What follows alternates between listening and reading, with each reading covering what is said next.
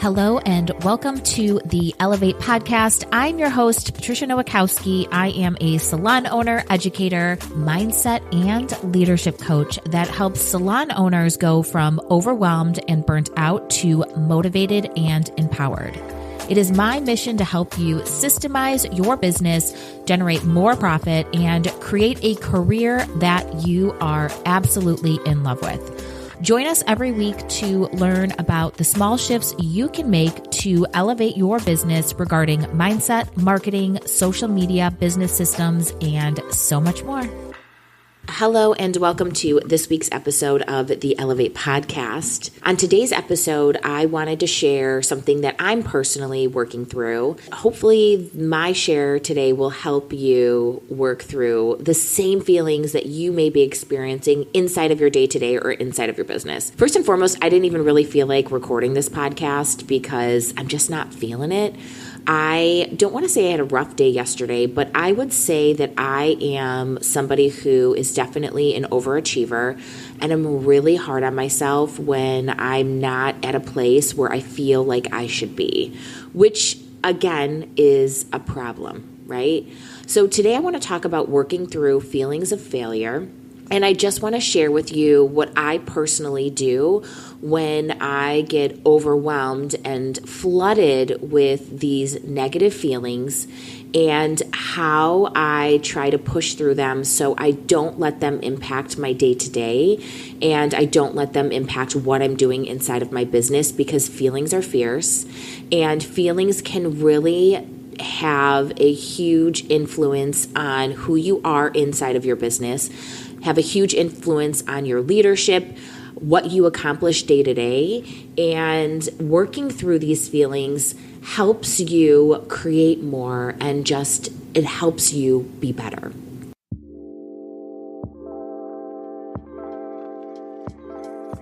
If you've been feeling overwhelmed and overworked from owning your salon, you're not alone. If you're like many salon owners, you wanted to build a salon that makes you feel fulfilled, passionate, and something that brings you freedom and flexibility into your life. But you ended up being exhausted from taking on all your business tasks alone. It doesn't have to be this way. It's time for change. The Elevated Salon Owner Collective will help you do just that. You'll automate your salon, implement solid business systems, transform your salon culture, and take charge of your online presence to regain freedom back into your business. I'd love for you to experience the freedom and fulfillment that you've desired when you decided to create your business. To learn more, visit opulentbeautypro.com/elevate or click the link in the show notes. I want to start by talking about where these feelings stem from and possibly what could be triggering these feelings for you. For me personally, my feelings of failure usually stem from me not meeting my personal internal expectations of where I should be and where I want to be. So that is usually where I start to really be hard on myself and I start to feel these heavy feelings.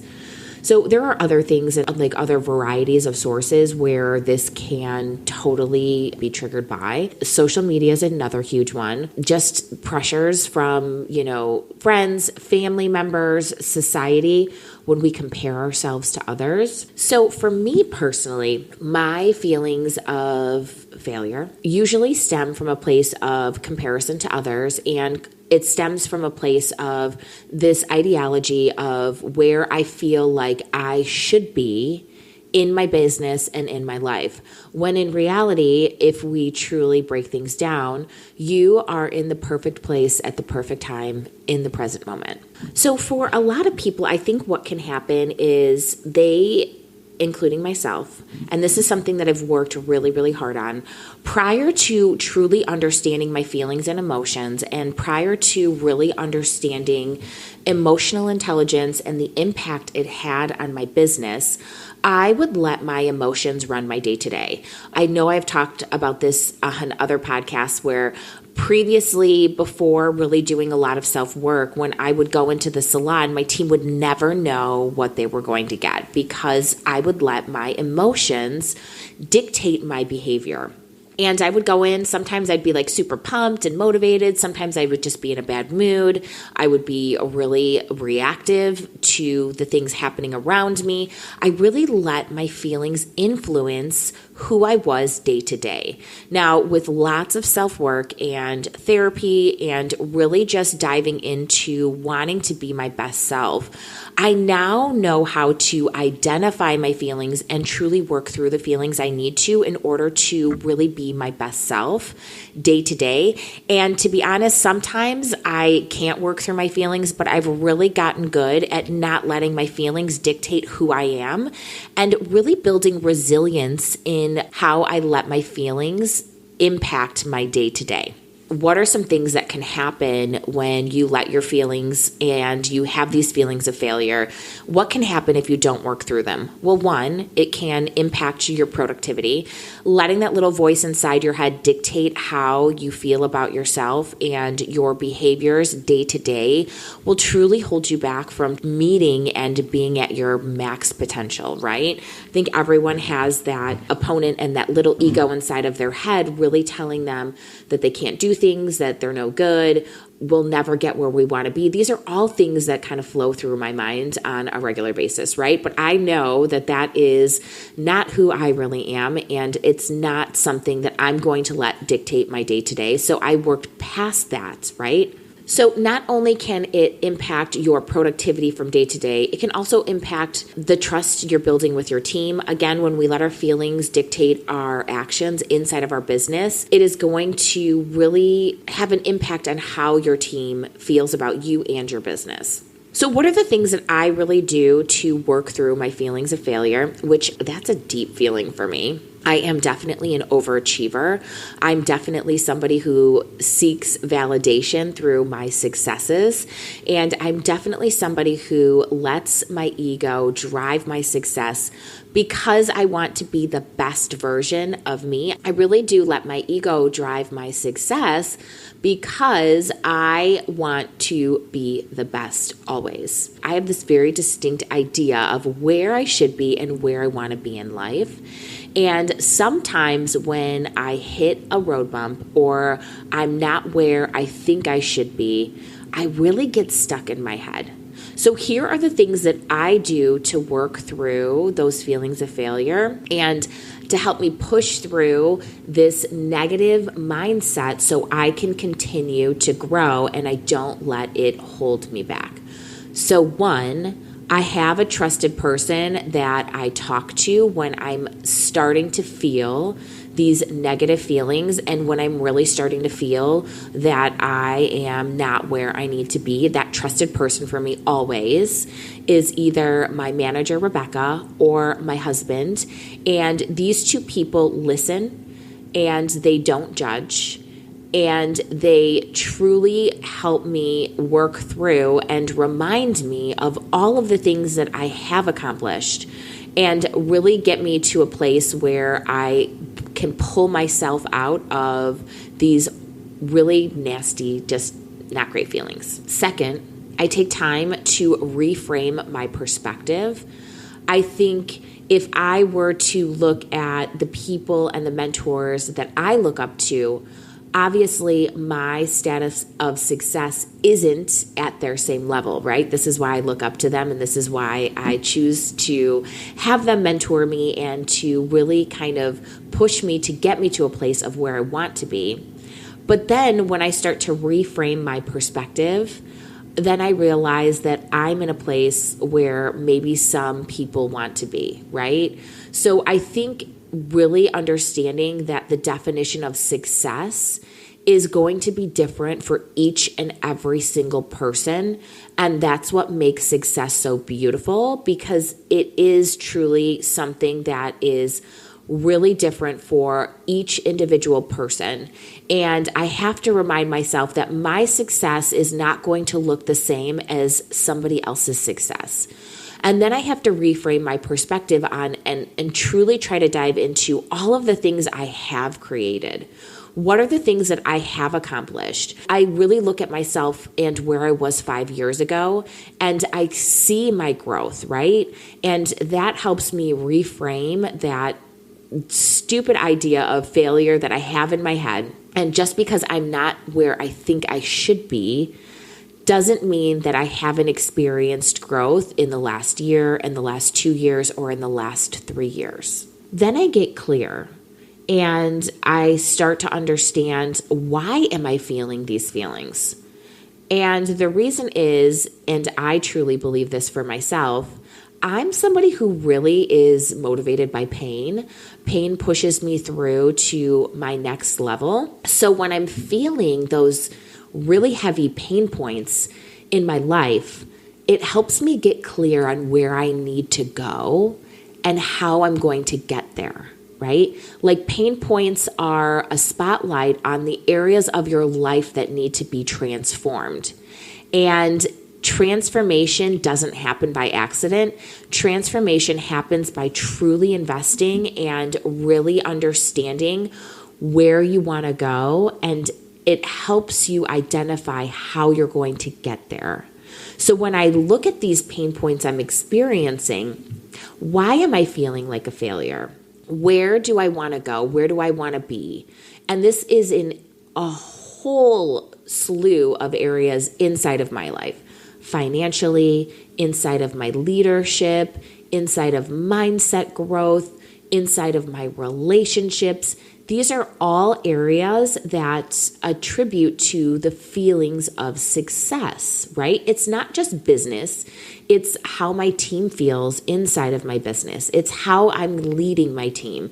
It is financially. I think I'm somebody who definitely bases my success off of the dollar signs in my bank account. And I think a lot of people also have a tendency to do that. But we need to think bigger. We need to think bigger than just the revenue growth that you're having in your business. There's so many other things that can make you feel successful. And I think getting really clear on what those things are for you, so you don't get hyper-focused on one area, is something that's so important. I base a lot of my success on the revenue growth in my business, and I think a lot of people do this as well. I think a lot of people would be really happy in the place where I am. And sometimes I have a tendency to forget that. And sometimes I have a tendency to just get hyper-focused on the goal that I have set for the end of the year, instead of actually enjoying the process of getting there.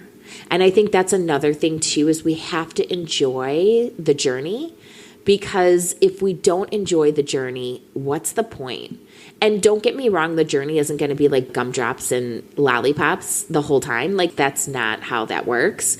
But we have to get comfortable with being uncomfortable, and we have to get comfortable with experiencing the pain points in our business. Again, because it's those pain points that are going to push you forward and help you really get clear. And it's going to be that spotlight on those areas that truly need to be transformed in your business. And last but not least, you truly have to practice self-compassion. And I think that's something that I lack. I lack compassion and empathy, not only for others, but for myself. This is something that I've really worked on. I've had a super hard upbringing. My life was not easy, and I'm not saying that everyone else's life was easy, but I think that's built a lot of resilience in me. And I think it's something that I've pushed through. I've pushed through so many difficult situations that I just don't have the compassion and empathy for others when it comes to not being able to push through situations for themselves. And in reality, you cannot have that perspective. Empathy and compassion is a superpower, and it's something that is so important for leadership. So that's something that I've really dialed in on. But sometimes I revert back to that lack of self-compassion and empathy for myself. And I can be overly critical. And especially when things don't go as planned, and especially when I'm not hitting those super overachiever goals. When in reality, you're only one person. You're juggling a lot. I'm juggling a lot. I got a family, I have a business, I have all these things. And sometimes you just gotta be okay with where you're at. And give yourself grace and take time to feel gratitude. I think we have a tendency to focus and hyper-focus on the next thing, but we don't take time to truly appreciate where we are in the moment. And when you look around and you really think about it, things are good. right? Like things are so good. You're okay in the moment. You've got all the things. You're not needing anything. And when we get stuck on the past and the present, that's getting stuck in ego, we have a tendency for that to not feel good. When we have time to appreciate the present moment, that's when we can truly feel gratitude, happiness, compassion, safety, security, because in this moment, we are fucking doing great, right? And one more thing, I think getting really clear on a roadmap on how to get where you want to go. And if you don't know how to get where you want to go, that's when you need to get a coach, or you need to invest in some sort of education that you're going to dive into to help you navigate that path of success you're trying to carve out for yourself. So I hope today's episode was beneficial. This is just something that I'm struggling with right now. I'm just not feeling where, even though I have so many fucking amazing things coming up for me, we're, bringing on new team members. We are, experiencing a really good year so far, and it's only February, but I just have this tendency to get stuck in my head.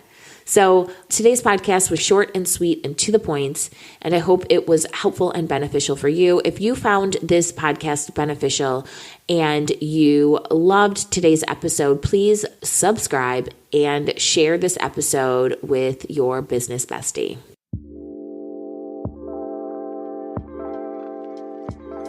Thanks for tuning in to the Elevate podcast. If you loved this episode, it would mean the world to me if you would leave a review on Apple Podcast or wherever you listen. The Elevate podcast is hosted by me, Patricia Nowakowski, and is produced by Opulent Beauty Pro. To receive my free business guides, visit opulentbeautypro.com/free or click the link in the show notes. You can find me on Instagram at Opulent Beauty Pro or at Patricia_Nowakowski_OBS. If you love this show, please consider subscribing, and we will see you next week.